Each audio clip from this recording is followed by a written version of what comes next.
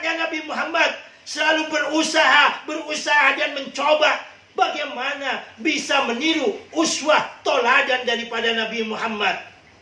Apalagi bagi mereka yang mengaku anak turunannya Nabi, tetapi uswah, contoh, toladan tidak diberikan. Sesungguhnya, wallahi yatahakam bihada. Demi Allah, Allah akan menghukum kalian orang-orang yang mengaku turunan Nabi Muhammad, tetapi toladan Nabi Muhammad tidak kalian tunjukkan. Ini sungguh-sungguh membuat malu umat Islam, membuat nangis Kanjeng Rasulullah.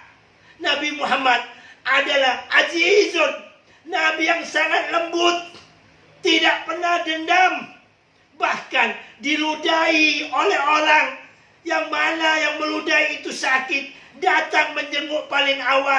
Dan kita harus berjuang di jalan agama untuk bisa memperjuangkan nasib kita.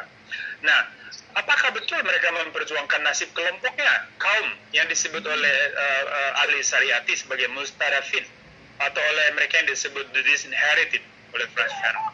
Nah, faktanya kan kemudian kita lihat FPI, Habib Rizik dan teman-teman, ini hanya komplotan menurut saya, komplotan buruh politik kok. Ini buruh semua, ini buruh politik.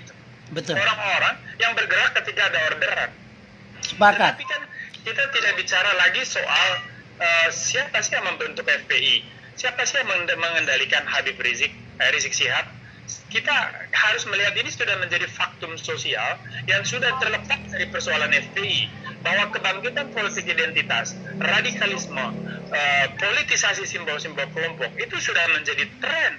Jadi Habib Rizik Syihab hilang pun, FPI dibubar pun, yang namanya ideologi radikal itu akan terus hidup. Nah, pertanyaannya kemudian adalah apa yang harus kita lakukan? Nah, ini sebetulnya pertanyaan terpenting dan negara harus menjawab itu. Pancasila sebagai falsafah, ya, Welt Anschauung, sebagai cara kita melihat dunia ini, sebagai landasan filosofis kita sebagai sebuah nation state, itu kan sebagai panduan utama kita. Pancasila sudah diterjemahkan ke dalam konstitusi penjabarannya, yaitu Undang-Undang Dasar 1945. Ini patokan kita. Berdasarkan konstitusi, berdasarkan Pancasila, negara mengukur apakah semua ormas, apakah semua gerakan sipil yang ada selaras atau tidak dengan nilai Pancasila, dengan tujuan, visi misi dari keberadaan kita sebagai negara bangsa. Nah, kalau misalnya ternyata bertentangan, ya harusnya dinyatakan itu sebagai organisasi terlarang. Toh kita sudah sukses, komunisme itu sudah organisasi terlarang, PKI. Disebut akhir juga sudah sukses, kita nyatakan sebagai organisasi terlarang. Kenapa FPI nggak kita bubarin aja? Bahwa memang membubarkan FPI tidak menyelesaikan perkara karena akan muncul yang lain. Tetapi setidaknya ada satu presiden bahwa negara di sini hadir dan kuat. Karena bagaimanapun, by theory, negara punya yang namanya coercive power. Ini akan menjadi besar-besar dan kemudian akan menjadi bom di kemudian hari dan meledak seperti terjadi di Suriah, di Irak, di Afghanistan, dan lain sebagainya. Dan ingat, kita punya kesamaan dengan gerakan-gerakan kelompok itu di negara itu. Bagaimana agama dijadikan komunitas politik? Apa yang terjadi? Ketika negara itu lemah, maka serangan-serangan dari luar, orang-orang luar atau negara-negara yang punya kepentingan masuk ke dalam dan mengobok-obok, ya, dan masyarakat sipil menjadi korbannya. Jadi menurut saya, bangsa Indonesia mesti waspada jika tidak mau terjadi seperti Afghanistan, seperti Suriah, jadi ajang pertempuran senjata antara negara-negara yang memproduksi senjata dari uji coba, jadi benteng uji coba yang korban adalah negara kita sendiri, masyarakat kita sendiri. Sebelum kita jauh ke sana, saya kira udah benar apa yang dibuat oleh Gus Soleh hari ini, ya mencubit pemerintah, mencubit kelompok-kelompok untuk sadar dan kembali ke jalan yang benar. Yang terakhir, menurut saya lembaga intelijen itu kerja mesti lebih cerdas, efektif, ya. Negara punya sumber daya yang besar, anggaran besar buat kalian, ya. Mestinya kejadian penjemputan risiko itu tidak terjadi kalau seandainya teman-teman bekerja dengan baik. Tapi apa yang terjadi? Ketika sudah terbakar, baru mencari pemadam kebakaran. Saya kira logikanya mesti dibalik, ya. Sebelum terjadi banjir, harus diantisipasi supaya jangan banjir.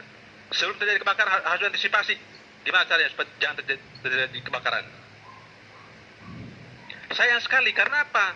Kita sebenarnya tidak ngomong begini hari ini ya, kalau negaranya benar, ya. Ingatkan ketika TNI turun kemarin, Pangdam Jaya udah melempem. Kebayang nggak kalau dari awal sejak Pilkada DKI Jakarta, ya, seluruh alat negara ini mengamankan keselamatan negara, saya kira isu politik identitas itu tidak akan berkembang sejauh ini. Jadi saya kira yang paling inti tentang bagaimana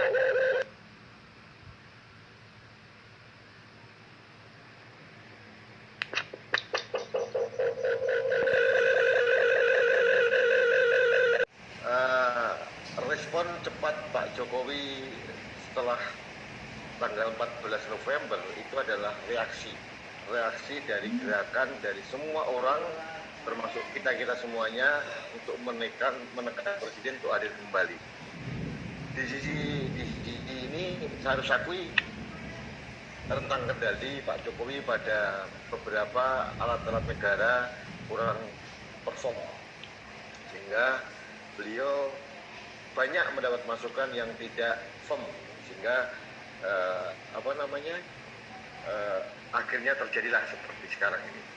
Saya jujur aja beberapa hari yang lalu sebelum hari Senin itu sempat dihubungi dan saya katakan dengan tegas kepada beliau bahwa negara ini tidak sedang baik-baik saja, Pak. Harus ada langkah keras, tegas dari pemerintah, ya, untuk menghadirkan kembali kewibawaan dan marwahnya. Kita sudah gemes sekali. TNI dan Polri itu tidak bisa bergerak karena hanya alat negara. Yang dibutuhkan adalah politik negara ini kemana. Dan beberapa hari lalu memang kita kehilangan.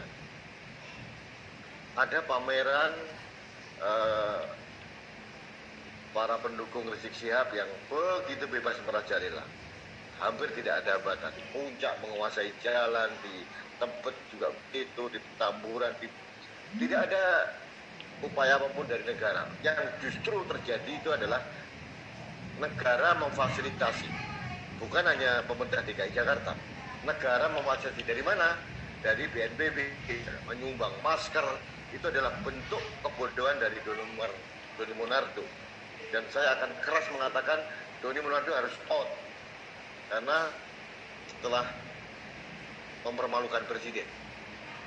Nah, ini yang terjadi. Tapi alhamdulillah pada hari Senin kemarin negara hadir kembali. Pak Jokowi tampil kembali mengambil alih negara ini yang sempat beberapa kali tidur. Saya jujur saja tidak percaya dengan strategi pembiayaan dan sebagainya. Yang jelas kita kecolongan, ya, kecolongan. Dan tapi sudah diambil alih oleh Pak Jokowi. Yang paling penting di sini adalah bagaimana sekarang selanjutnya ada sustainable, keberlangsungan orang supaya aparat negara ini bisa bergerak bebas. TNI sudah bergerak, tapi problemnya adalah saat ini yang terjadi adalah tertib sipil, bukan ranah dari TNI. Sebetulnya adalah ranahnya polisi. Polisi masih agak ragu-ragu. Saya tidak tahu mengapa. Mungkin Pak Idam Aziz juga mau pensiun atau apa, atau ada intervensi dari beberapa kekuatan yang lain. Yang jelas TNI sudah mendahului dan polisi belum berbuat apa-apa. Padahal ini ranahnya polisi. Tapi mudah-mudahan dengan langkah tegas dari Pak Pangdam kemarin itu bisa memberikan inspirasi, penguatan dengan kepada polisi untuk bergerak. Hikmahnya, Bapak-Bapak Ibu sekalian, adalah Pak Jokowi semakin jeli, semakin tahu mana orang-orang yang loyal kepada beliau, mana orang-orang yang memanfaatkan beliau, dan mana-mana orang-orang yang sangat pragmatis, ya. Orang yang sangat bisa ke kanan, bisa ke kiri dan sebagainya. Termasuk Pak Jokowi harus lebih detail menelisik siapa Pak Doni Monardo itu siapa, di sekeliling Pak Doni Monardo itu ada siapa, Pak Tito Karnavian ada apa gitu. Jangan dipikir bahwa ini baik-baik saja ya. Kemudian intelijen kita itu lapornya kemana. Nah, ini agak aneh ya, bahwa di negara lain, contohnya Amerika Serikat saja, pada saat presiden bangun tidur, yang dicari lebih dahulu adalah laporan intelijen.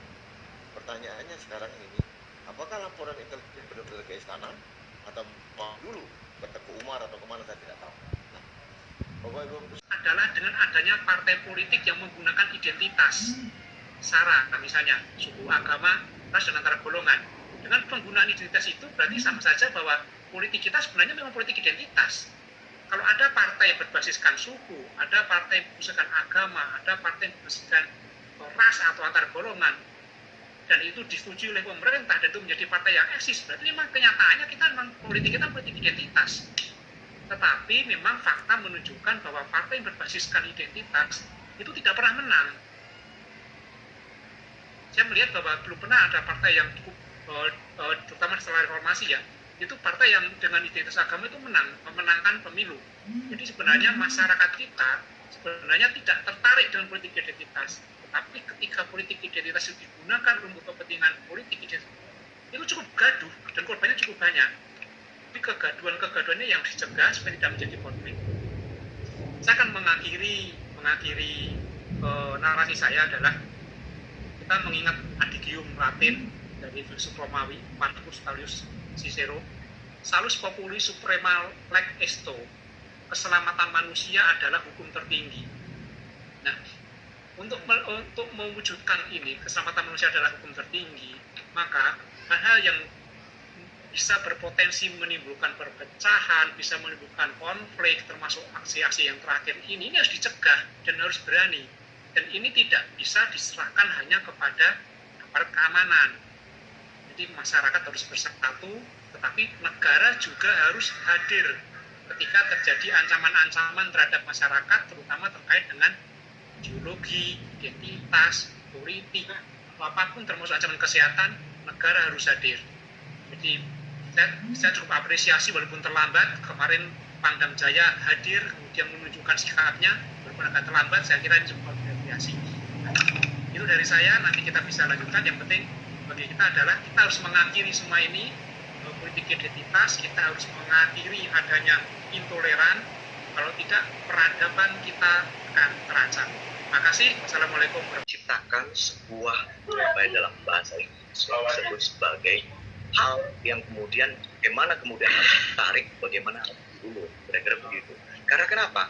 Kalau tidak bisa dilakukan, maka tidak akan menimbulkan pencerahan. Karena pencerahan menjadi satu